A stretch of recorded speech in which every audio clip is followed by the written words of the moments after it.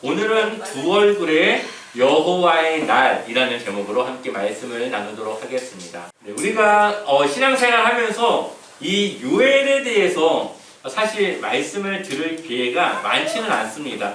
왜냐하면 전체적인 성경의 그 분량의 비중에 비해서 이 요엘이라고 하는 말씀은 짧은 3장밖에 되지 않는 말씀으로 이루어져 있고요.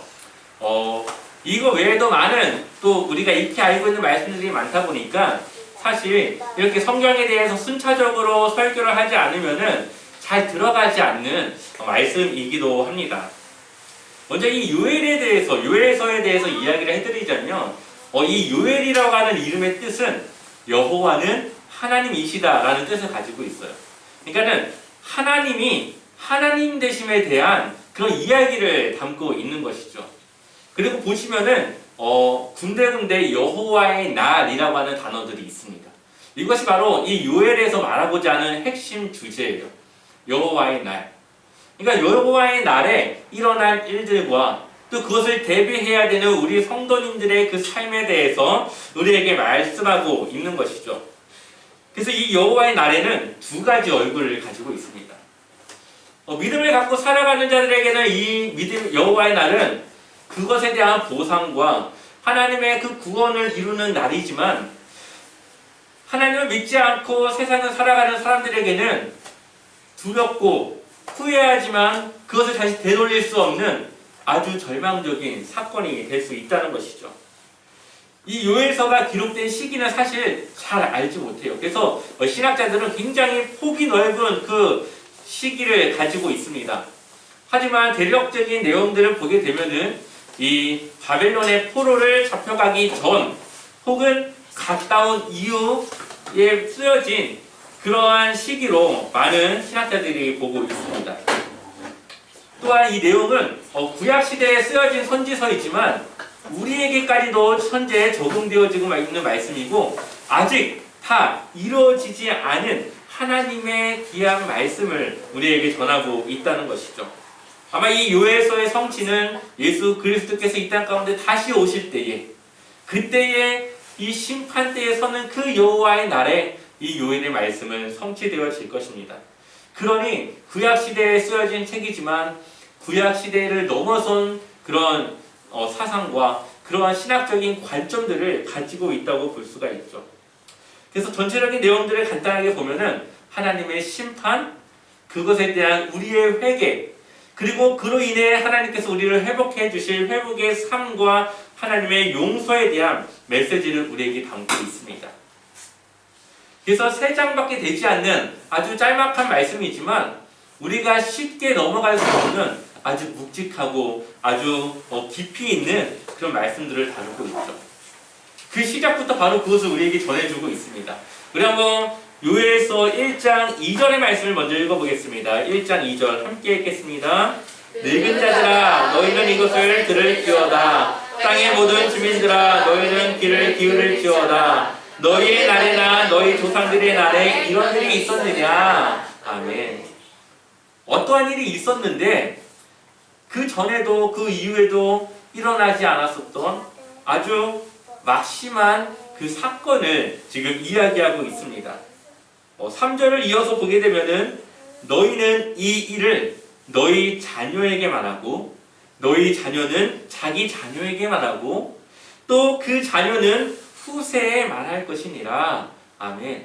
그러니까 이 사건이 어떠한 사건이길래 그 자녀에게 말하고 그 자녀는 또 그 자녀에게 말하고 그 자녀는 또 후세에게 계속적으로 그 이야기, 그 사건에 대해서 이야기가 전해져야 된다라고 이야기를 하고 있습니다.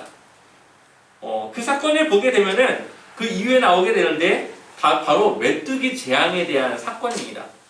우리 한번 4절 말씀을 읽어볼까요? 4절 말씀 함께 읽어보겠습니다. 파충이가 남긴 것을 메뚜기가 먹고 메뚜기가 남긴 것을 느치가 먹고 느치가 남긴 것을 황충이 먹었도다. 아멘. 그냥 똑같이 다 메뚜기라고 생각하시면 돼요. 메뚜기인데 크기가 조금씩 다른 그러한 다른 종류의 메뚜기가 이 곡식을 먹는 겁니다. 그래서 메뚜기가 와서 먹었는데 남은 것을 또 느치가 먹고 또 느치가 먹고 남은 것을 황충이 먹어서 어떠한 곡식도 그 밭에 남아있지 않은 아주 어마어마한 재앙이 기록이 되어져 있는 것이죠. 이 사건에 대해서 후세에게 계속적으로 이야기를 해야 된다라고 말하고 있습니다. 사실 이러한 메뚜기 사건은 뭐 중국이라던가 이집트라던가 간간히 일어났었던 그런 사건입니다. 또한 우리가 잘 알고 있는 출애굽기에서도 이 메뚜기 사건이 나왔었죠. 근데 물론 여기 요엘에서 말하고 있는 건 메뚜기가 이제 출애굽 사건은 아닙니다. 그런데 그것보다도 더 큰 사건이 그러한 유사한 사건들이 있었던 걸로 보입니다. 그리고 그것은 단지 자연재해에서 끝나는 사건이 아니라는 것을 우리에게 말하고 있죠. 한번 1장 9절을 읽어보겠습니다. 1장 9절 함께 읽겠습니다. 소재와 전제가 여호와의 성전에서 끊어졌고 여호와께 수종드는 제사장은 슬퍼하도다. 아멘. 왜 슬퍼할까요? 제사장은 소재와 전제가 끊어졌는데 왜 제사장이 슬퍼하는 일일까요? 이것이 자, 메뚜기가 와서 모든 곡식을 먹었습니다. 그리고 그들이 가져야 될 포도나무의 열매라든가 모든 열매들이 다 그들에게 이제는 받아 먹을 수 없는 열매가 되어버렸습니다. 그러니까 이 메뚜기 재앙으로 모든 사람들이 굶을 수밖에 없는 아주 피폐한 상황이 되어버린 것이죠. 그러다 보니까 이 소제라고 하는 것은 곡식을 기름과 함께 밀가루와 함께 섞어서 하나님께 드리는 제사인데 이 소제와 전제는 매일 아침마다 일어나면 제사장들이 가장 먼저 드려야 될 제사예요. 그러니 이 소제와 전제가 끊어졌다고 하는 것은 매일매일 하나님께 드려야 될 예배가 끊어졌다는 것이에요. 이때 당시에는 하나님께 나아갈 때 꼭 제물을 가지고 나아가야 됐습니다.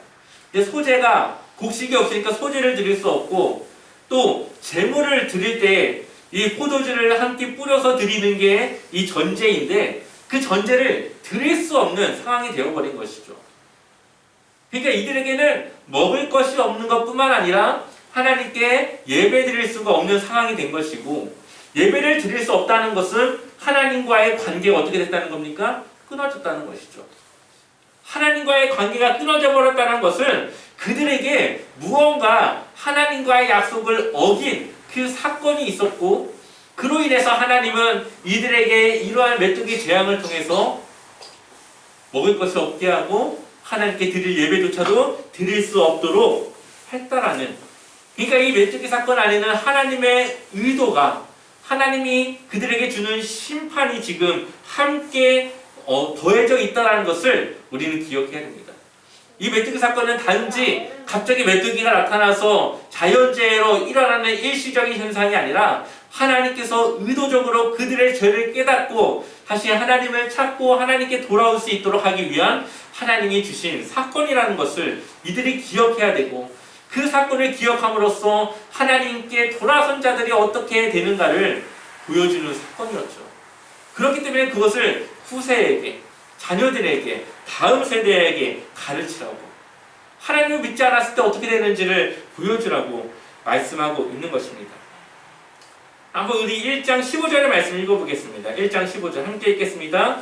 슬프다 그 날이여 여호와의 날이 가까웠나니 곧 멸망케 젖는 자에게로부터 이르리로다. 아멘.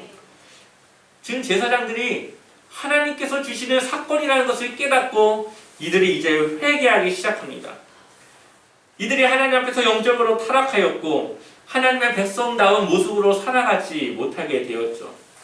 또한 많은 선지자들이 그들의 그러한 모습을 지적했고 다시 하나님께로 돌아가야 한다고 말하지만 오히려 이스라엘 백성들은 그러한 하나님의 선지자들의 말을 듣는 것이 아니라 거짓 선지자들이 말하는 입에 발린 소리 그냥 그들이 듣기 좋아하는 소리만 하는 그런 거짓 선지자들의 말을 들으면서 하나님의 메시지는 뒤로 했다라는 것이죠.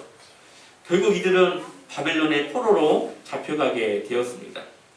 그래서 이러한 사건을 배경으로 이 요엘서가 쓰여졌을 거라고 많은 신학자들은 보고 있습니다. 더 이상 이들의 죄를 두고 볼 수 없었던 하나님은 메뚜기 떼를 통하여서 그들을 피폐하게 했고 하나님을 다시 한번 찾을 수밖에 없는 그러한 상황들을 주시게 되는 것입니다. 하나님께 드려야 될 제사가 끊어졌다는 것 앞서 말씀드렸다시피 그것은 예배가 끊어졌고 하나님과의 관계가 단절되었다는 것이죠. 그렇다면 우리가 하나님께 예배드리지 못하는 때가 온다면 우리는 어떻게 될까요? 우리는 한 번도 저조차도 예배를 드릴 수 없다라는 생각을 해본 적은 없습니다. 지금도 코로나로 우리가 모임에 대한 제한을 받고 때로는 모일 수 없어서 비대면 예배를 드렸지만 다행히도 인터넷이라는 것이 잘 깔려 있어서 누구든지 핸드폰만 갖고 있으면 예배를 드릴 수 있는 그러한 시대를 우리가 살아가고 있습니다. 그렇다면 이 인터넷조차도 우리가 쓸 수 없고 모일 수 없는 그런 상황 속에서 우리가 정말로 각자 자신이 혼자서 그 신앙을 유지해야 되는 그런 상황이 오게 된다면 과연 우리는 그 신앙을 유지하며 살아갈 수 있을까요? 하나님의 말씀에 대해서 내가 들어야 되는데 그 말씀을 내가 그냥 이 성경만 보고도 바로 깨달을 수 있는 지혜가 우리에게 있을까요? 그러한 재앙이 오지 않아야 되겠지만 점점 이 말씀을 향해 나아가는 이러한 시대 속에서 하나님은 우리를 깨닫게 하기 위해서 정말 하나님께 드리는 이 예배의 소중함을 우리가 깨닫게 하기 위해서 여러 가지 일들을 하실 수 있다는 것을 우리는 기억해야 되겠죠. 요에서에서 나오는 메뚜기 때의 사건은 우리가 그냥 이런 일이 있었구나, 그냥 옛날에 이런 일로 하나님께서 이스라엘 백성들에게 깨닫게 하셨네, 이렇게 넘어갈 일이 아니라 앞으로 우리에게도 닥칠 수 있는 일이고 우리도 경험할 수 있고 우리에게도 하나님께서 그러한 일들을 줄 수 있는 사건이라는 것을 기억해야 되겠죠. 그래서 우리는 영적으로 둔감해서는 안 되고 늘 우리는 깨어 있어야 됩니다. 우리의 삶 속에 크고 작은 일들이 매일매일 일어나지만 그것이 그냥 내가 선택을 잘못해서 내가 그냥 생각을 잘못해서 그냥 다른 사람이 나에게 주는 그냥 피해 그렇게 보는 것이 아니라 그 안에는 분명히 하나님께서 우리에게 주시고자 하는 메시지가 있다는 것을 우리는 기억해야 되겠죠. 그래서 우리는 그 메시지 속에서 왜 나에게 이러한 일이 일어났을까? 혹시 내가 하나님께 잘못한 일은 없을까? 혹시 내가 영적으로 하나님께 부족하거나 내가 하나님께 기도하지 않았거나 하나님을 의지하지 않고 살아가거나 내가 왜 이러한 일을 당했는지를 이러한 일을 겪고 있는지를 한번 돌아봐야 합니다. 그래야지만 우리가 작은 일에서 하나님의 그 의도를 깨닫고 더 큰 피해를 입지 않을 수 있다는 것이죠. 그래서 우리에게 하나님은 우리가 해야 될 일이 바로 회개라는 것을 말해주고 있습니다. 사람의 몸은 정말 신기합니다. 왜냐하면 이 사람의 그 몸을 제가 의사는 아니기 때문에 잘 모르지만 그래도 이렇게 책을 보거나 여러 가지 그러한 영상들을 보게 되면은 하나님이 얼마나 이 사람의 몸을 우리를 얼마나 사랑하셨는지 그리고 그 우리를 얼마나 아끼시는지를 볼 수가 있어요. 왜냐하면 우리가 이 통증이라는 걸 느끼지 않으니까 아픈 것을 우리가 맞았거나 아니면 몸에 뭔가 이상이 있으면은 이 반응들이 오게 됩니다. 저는 이 통증을 너무 싫어해서 정말 이것을 되게 싫어하는데 의사들이 말하는 것은 이 통증이라고 하는 것은 정말 신이 우리에게 주신 가장 큰 축복이라고 이야기를 해요. 왜냐하면 이 통증이 있기 때문에 우리가 큰 병을 막을 수가 있다는 것이죠. 이 사람들 중에서 선천적으로 이 통증을 잘 못 느끼는 그러한 병을 갖고 태어나는 분들이 있는데 그런 분들은 아픔을 느끼지 못하기 때문에 나중에 큰 병이 되어서야 그것이 발견되고 이제 돌이킬 수 없는 상태가 되어서야 그것을 알게 된다는 것이죠. 근데 일반적인 사람들에게는 내가 몸이 조금 이상하거나 아픈 곳이 있거나 정말 잘못된 곳이 있으면은 몸이 압니다. 그것을 반응을 하고 그래서 그것에 대해서 민감한 사람은 빨리 병원에 가서 그것을 알아볼 수 있는 것이고 그러한 통증이라던가 그러한 이상 반응에 대해서 둔감하게 되면은 그 병을 결국은 키워서 나중에 그것을 해결할 수 없는 상태가 될 수밖에 없는 것이죠. 그래서 우리가 아픈 것, 우리가 통증을 느끼는 것은 모든 사람들이 싫어하는 것이고 피하고 싶은 것이지만 하지만 그것을 우리가 느꼈을 때에 빨리 그것을 대처해야지만 그 병을 키우지 않고 쉽게 해결할 수 있는 그때에 해결할 수 있다는 것이죠. 오늘 하나님께서 주시는 이들에게 주시는 메뚜기 떼의 사건은 바로 그러한 것과 같아요. 빨리 하나님의 의도를 알아차리고 하나님께로 돌아오라고 하는 하나님의 메시지입니다. 여기에서 회개하고 돌아섰을 때에 그들이 더 큰 화를 당하지 않고 끝날 수 있는 것이죠. 바로 하나님이 주시는 그러한 메시지는 바로 그러한 것입니다. 조금 우리가 생활하면서 힘들고 어려울 수는 있겠지만 그걸 통해서 하나님의 의도를 깨닫고 나의 부족한 신앙과 잘못 나아가고 있는 영적인 상태를 내가 깨닫고 하나님께 회개하고 돌아갈 때에 우리는 더 큰 일을 당하지 않고 빨리 하나님께로 돌아올 수 있다는 것입니다. 그래서 보면 1장에서는 메뚜기 떼로 끝이 나지만 2장을 보게 되면은 이제 이 메뚜기 떼와 같은 군대가 나타나서 하나님의 일들을 대신하며 힘들게 하는 사건들이 나오게 됩니다. 그리고 3장에서는 이제는 그것을 넘어서서 온 우주적인 이 자연적인 재해가 나타나면서 이제 정말 그것을 보고도 깨닫지 못하는 자들은 하나님의 심판대 앞에 서서 후회할 날을 기다릴 수밖에 없는 그러한 아주 무서운 메시지를 우리에게 주고 있는 것이죠. 한번 요엘서 2장 1절의 말씀을 같이 읽어보겠습니다. 함께 읽겠습니다. 시온에서 나팔을 불며 나의 거룩한 산에서 경고의 소리를 질러 이 땅 주민들로 다 떨게 할지니 이는 여호와의 날이 이르게 됨이니라. 이제 임박하였으니. 아멘. 이때 당시 나팔을 분다고 하는 것은 종말의 때에 일어날 일을 말하는 것입니다. 물론 모든 나팔이 다 그런 건 아니지만 이 특별한 이 나팔을 분다고 하는 것은 이제 메시아가 오기를 얼마 남지 않았구나라는 것을 이제 드러내는 그러한 메시지죠.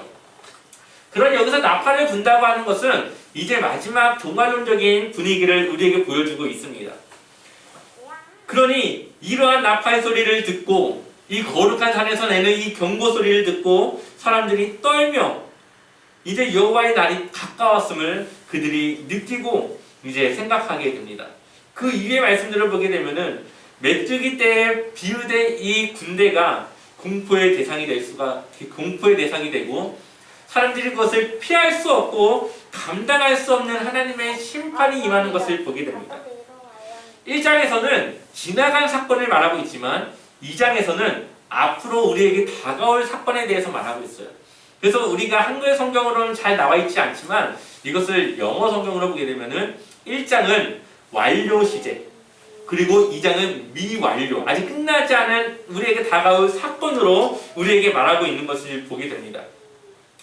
얼마나 두려운가면 우리 한번 11절 말씀, 2장 11절 말씀 함께 읽겠습니다. 여호와께서 그의 군대 앞에서 소리를 지르시고 그의 진영은 심히 크고 그의 명령을 행하는 자는 강하니 여호와의 날이 크고 심히 두렵도다. 강할 자가 누구이랴. 아멘. 이 군대가 하나님이 이끄시는 군대인지 아니면 일어날 사건에 대한 하나님의 의도인지 알 수 없지만 어쨌든 이러한 일로 일어나는 이 일들이 굉장히 두렵고 강하여서 우리가 감당할 수 없는 여호와의 날이며 하나님의 심판을 예고하는 사건이라는 것을 우리가 볼 수 있습니다.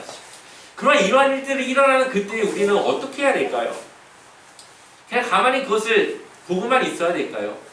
그냥 내 힘으로 어쩔 수 없으니까 그냥 언젠간 지나가겠지 하고 그냥 기다리는 것이 정답일까요? 요엘서는 그렇게 말하지 않습니다. 요엘서는 그러한 일들이 일어났을 때에 우리가 해야 될 것은 바로 회개이고 하나님께 그 용서를 비는 것이 우리의 삶을 회복시키는 방법이라고 말하고 있죠. 그래서 우리가 이것도 우리의 오늘 본문의 말씀 2장 12절을 보면 이렇게 말합니다. 여호와의 말씀에 너희는 이제라도 늦었지만 지금 이제라도 금식하고 울며 애통하고 마음을 다하여 누구에게로 돌아오라고요? 내게로 돌아오라. 하나님께로 돌아오라. 이렇게 큰 일을 통해서 말하고 있는데 지금이라도 깨닫고 하나님께로 돌아오라. 회개하라. 말하고 있는 것이죠. 그래서 여호와의 날은 누구에게나 임하는 그러한 날입니다. 피할 수 없는 날입니다. 그래서 여호와의 날은 두 가지의 얼굴을 가지고 있는 것인데 정말로 믿음으로 이 힘든 세상을 살아가는 사람들에게는 그 믿음을 보상받고 그동안의 억울함이라든가 고통이라든가 그런 슬픔과 애통을 정말 하나님께서 위로해 주시는 구원의 날이라고 한다면 그것을 믿는 자들을 조롱하고 그것을 안 좋게 보고 하나님에 대해서 모욕했던 사람들, 신앙생활을 하지 않은 그 사람들에게는 그들의 말대로 그들이 그 죄값을 치러야 되는 심판의 날, 두려움의 날, 과거로 돌리고 싶지만 더 이상 돌릴 수 없고 그 한 번의 심판으로 이제 모든 것이 결정되어지는 그러한 날이라는 것을 우리에게 말하고 있습니다. 그래서 비그리스도인 혹은 교회를 다니다가 더 이상 교회를 다니는 것을 그만 멈춘 가나안 성도, 이제 흔히 그러한 사람들을 가나안 성도라고 말하죠. 그러한 사람들에게는 이제 하나님을 향한 믿음을 더 이상 되돌릴 수 없는 그러한 여호와의 날이 다가올 것입니다. 그런데 우리가 해야 될 것은 그러한 사람들이 조금이라도 줄어들 수 있도록 복음을 전해야 되고, 정말로 주변에 교회를 나가다가 안타깝게 여러 가지 사건들을 통해서 나가지 않는 이들에게 그 믿음과 그 신앙을 회복시켜줘야 되고 복음을 전해줘야 되는 것이죠. 그리고 이어서 2장 13절에 이렇게 말합니다. 한번 읽어볼까요? 같이 함께 읽겠습니다. 너희는 옷을 찢지 말고 마음을 찢고 너희 하나님 여호와께로 돌아올지어다. 그는 은혜로우시며 자비로우시며 노하기를 더디하시며 인애가 크시사 뜻을 돌이켜 재앙을 내리지 아니하시나니. 아멘. 여기서 말하는 회개는 무슨 회개입니까? 옷을 찢지 말고, 이때 당시 이 구약시대에 잘못한 일, 하나님께 회개하는 일이 있을 때는 이 베옷을 입고 그 옷을 찢습니다. 이것이 그들이 회개한다라고 하는 의미인데, 이제 그런 의식적인 회개가 아니라 마음을 찢고 정말 너희의 마음을 돌이켜 하나님께로 정말 그 마음을 돌이켜야 된다는 것을 우리에게 말하고 있는 것이죠. 그냥 입술로만 잘못했습니다 끝나는 것이 아니라 우리의 삶을 돌이키고 우리의 마음을 돌이키고 정말로 우리가 하나님 앞에 다시 한번 그 신앙을 회복하며 돌아설 수 있기를 우리에게 말하고 있는 것입니다. 우리가 정말 습관적인 그러한 회개가 아니라 정말로 내가 이렇게 살아가다가는 하나님께 그 심판받을 것을 깨닫고 다시 하나님께로 돌아와야 되는 그런 마음을 돌이켜야 되는 그러한 것을 말하고 있는 것이죠. 우리의 마음이 돌이켜지지 않으면 우리의 행동이 바뀌지 않습니다. 그래서 하나님은 우리의 일상을 회복하기 위해서 말하고 있는 것이죠. 그때 어떤 일이 일어납니까? 14절을 보게 되면은 전제와 소재를 드릴 수 있는 회복이 일어날 것이다 라고 그들은 고백하고 있습니다. 바로 앞으로의 그 변화될 삶에 대한 기대와 소망이 그들에게 있게 되는 것이죠. 그리고 하나님은 응답하십니다. 메뚜기 떼와 같은 군대를 다시 돌려 세우시고 땅이 다시 풀을 내고 포도나무와 무화과의 열매가 맺히고 다시 비를 내려오도록 하겠다.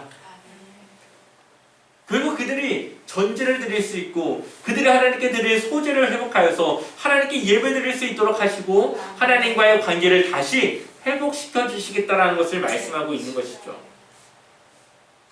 그래서 다시 밀이 가득하고 포도주가 넘치고 풍족해진 삶을 통해서 하나님을 찬양하고 감사하는 삶으로 그들을 회복시켜 주시겠다는 것입니다. 우리가 먹을 것이 없으면 얼마나 슬픕니까?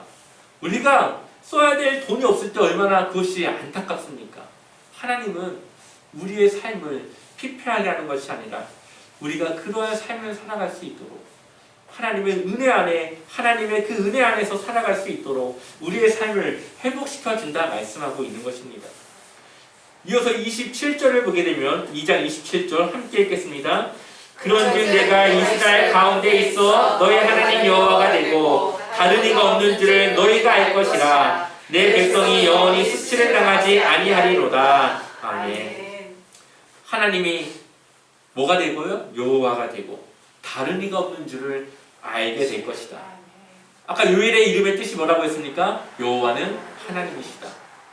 하나님이 우리에게 이러한 여러 가지 사건을 통해서 우리를 깨닫게 하는 것은 여전히 우리가 하나님의 자녀라는 것을, 여전히 하나님은 우리를 사랑하고 있음을, 여전히 하나님은 우리가 하나님과 함께하기를 원하시는 그 마음으로 우리에게 그러한 메시지를 주고 그러한 상황들과 그러한 우리의 삶을 준다라는 것을 말하고 있는 것입니다. 그러한 일들을 통해서 우리가 역시 하나님이 살아계신 것을 우리가 고백하고 내가 다시 하나님의 자녀로 살아갈 것을 결단하며 그렇게 우리의 삶이 바뀌어지기를 원하고 계시는 것이죠. 우리가 2장 후반절을 보게 되면은 익숙한 말씀들이 나오게 되는데 2장 28절을 보게 되면은 그 후에 내가 내 영을 만민에게 부어주리니 너희 자녀들이 장래일을 말할 것이며 너희 늙은이는 꿈을 꾸며 너희 젊은이는 이상을 볼 것이며 아멘. 우리 많이 들었던 말씀 아닙니까? 이것이 바로 정말 하나님께서 우리에게 준비한 말세에 일어날 일을 우리에게 말하고 있습니다. 구약시대를 보게 되면은 하나님의 영을 부어준다는 거, 그것은 특별한 사람들에게만 부어줍니다. 특별히 우리가 사사기를 볼 때 그 사사들을 하나님의 쓰실 때 무엇을 부어주십니까? 하나님의 영을 주시죠. 그래서 그들이 하나님의 능력으로 일할 수 있도록 하시죠. 그런데 이제는 그 영을 모든 만민들에게, 하나님을 믿는 모든 사람들에게 부어줄 것이라고 말합니다. 그래서 남녀, 노소 상관없이 하나님의 일을 말하고 하나님의 일을 그들이 행할 것이라고 말하고 있는 것이죠. 근데 이 말을 누가 인용하는지 아십니까? 베드로가 인용합니다. 마가의 다락방에서 그들이 성령이 임했을 때에 그 성령이 충만한 가운데 베드로가 이 요엘의 말씀을 고백합니다. 우리 사도행전 2장 17절 말씀을 같이 읽어볼까요? 사도행전 2장 17절 함께 읽겠습니다. 하나님이 말씀하시기를 날새에 내가 내 영을 모든 육체에 부어주리니 너희의 자녀들은 예언할 것이요 너희의 젊은이들은 환상을 보고 너희의 늙은이들은 꿈을 꾸리라. 아멘. 말세에 예수님이 승천하신 그 이후부터는 우리는 말세라고 부르는 겁니다. 왜냐하면 예수님이 오시기 전에는 예수님이 오시는 사건이 남았기 때문에 끝이 나지 않을 것이라는 걸 알지만 예수님이 승천하신 이후에는 이제 예수님이 이 땅 가운데 다시 오시면 이제 끝나는 세상입니다. 그러니 말세라고 말하고 있는 것이죠. 이어서 2장 32절을 보게 되면은 누구든지 여호와의 이름을 부르는 자는 구원을 얻으리니 이는 나 여호와의 말대로 시온산과 예루살렘에서 피할 자가 있을 것이며 남은 자 중에 나 여호와의 부름을 받을 자가 있을 것임이라. 아멘. 그 전에는 이스라엘 백성들에게만 구원이 있는 줄 알았는데 이제 요엘은 무엇을 말합니까? 누구든지 하나님을 믿는 여호와의 이름을 부르는 자는 구원을 얻으리니 그 구원을 얻은 자들은 나 여호와의 부름을 받은 자가 있을 것입니다. 결국은 하나님의 그 구원이 이제는 모든 사람들에게 전파되는데 이것을 또다시 베드로가 인용합니다. 사도행전 2장 21절을 보게 되면은 누구든지 주의 이름을 부르는 자는 구원을 받으리라 하였느니라. 아멘. 그러니 이 요엘의 말씀은 정말로 우리에게 중요한 메시지를 전해주는 말씀입니다. 여기서 주의 이름을 부른다고 하는 것은 그냥 입술로 주의 이름을 부르는 거기서 끝나는 것이 아니에요. 우리가 예배자가 된다고 하는 것이고 우리가 하나님의 예배자로서 하나님을 찾고 하나님을 의지하고 늘 하나님과 동행하며 살아가는 믿음의 삶을 말하는 것입니다. 예배는 하나님의 자녀로서 우리가 마땅히 기본적으로 해야 될 일입니다. 왜냐하면 예배를 통해서 우리는 하나님을 만나고 또 하나님을 경배하고 하나님과 함께하는 우리의 예식이기 때문이죠. 우리가 주일을 거룩하게 지켜야 되는 것은 우리가 하나님의 자녀이고 또 하나님이 우리를 구원한 우리가 그리스도인이기 때문에 우리는 구원을 받은 성도로서 이 주일을 지키는 것입니다. 세상의 흐름과 현재 세계적으로 일어나는 많은 사건들을 우리가 보게 되면은 이 시대는 점점 더 여호와의 날을 가까이 두고 있다는 것을 우리는 볼 수가 있습니다. 이 코로나라는 사건이 정말 우리가 생각하지 못했던 사건 아닙니까? 현대의학이 그렇게 발달했고 이 과학이 발달했는데 여전히 이 코로나는 우리가 막을 수 없는 질병이고 감당할 수 없는 그런 질병으로 지금 있습니다. 이제 곧 우리에게 닥칠 진정한 여호와의 날은 우리에게 더 이상의 기회는 주지 않습니다. 우리의 일상에서 일어나는 크고 작은 일들이 아니라 이제 정말 예수님께서 이 땅 가운데 오셔서 우리를 심판하실 그때는 우리가 더 이상 우리의 회개의 기회를 가질 수 없다는 것이죠. 그래서 여호와의 날은 두 가지 얼굴입니다. 믿는 우리에게는 주님과 함께 영원히 살아가는 행복의 날, 그리고 우리가 정말 힘들게 지켜왔던 그 믿음에 대해서 사람들이 정말 미련하다 말하면서도 우리는 끝까지 지켰던 그 믿음에 대해서 인정받는 그런 기쁨과 행복의 날이지만 하나님에 대해서 부정하고 하나님에 대해서 믿지 않고 또 믿는 그리스도인들을 조롱하며 그것이 웃음거리를 만들었던 그 사람들에게는 그 했던 말들에 대해서 책임을 져야 되고 정말로 그것에 대해서 후회하지만 되돌릴 수 없는 그 심판 앞에 서야 되는, 그래서 땅을 치며 이를 갈며 슬피 우는 그런 시간이 될 것이라고 말하고 있는 것이죠. 믿음으로 사는 삶은 힘들고 어렵습니다. 포기해야 될 것도 있고 또 그리스도인으로서 감당해야 될 것도 있고 절제해야 될 것도 있고, 정말로 왜 그리스도인이 돼가지고 왜 내가 신앙생활을 잘 못한다고 왜 이런 어려운 일을 당해야 되는가, 억울할 때도 있죠. 하지만 그것이 바로 내가 하나님의 자녀라는 증거이고, 하나님은 그러한 일들을 통해서 우리에게 사랑을 보여주시고 우리가 믿음에서 벗어나지 않도록 우리를 인도하는 것입니다. 그래서 구원으로 들어가는 문은 좁습니다. 사람들은 넓은 길을 선호하지만 우리가 믿음을 가지고 살아가는 것은 좁은 길로 향하는 길입니다. 스스로 고통과 아픔과 그 슬픔 가운데로 살아가는 길이죠. 하지만 그 길이 비록 힘들지라도 주님께서 이 땅 가운데 오실 때가 되면 잘했다, 정말 너가 힘들게 지켜낸 그 삶에 대해서 내가 이제 보상해 주겠다, 나와 함께 영원히 그 천국에서 함께 살 것이다, 우리의 믿음을 인정받고 그것에 대해서 너는 합격이야, 이렇게 하는 그러한 때가 온다는 것이죠. 우리는 그 소망으로 우리는 살아가는 것이고, 우리는 지금부터 그 주님을 바라보고 그렇게 믿음의 삶을 살아가는 것입니다. 바라는 것은 여러분들이 지금 이 길을 포기하지 마시고 끝까지 그 믿음의 길을 완주하시기를 축원합니다. 이 길만이 생명의 길이고 영원한 하나님 나라의 삶을 보장받을 수 있는 방법이고 길이라는 것을 기억하시길 소망합니다.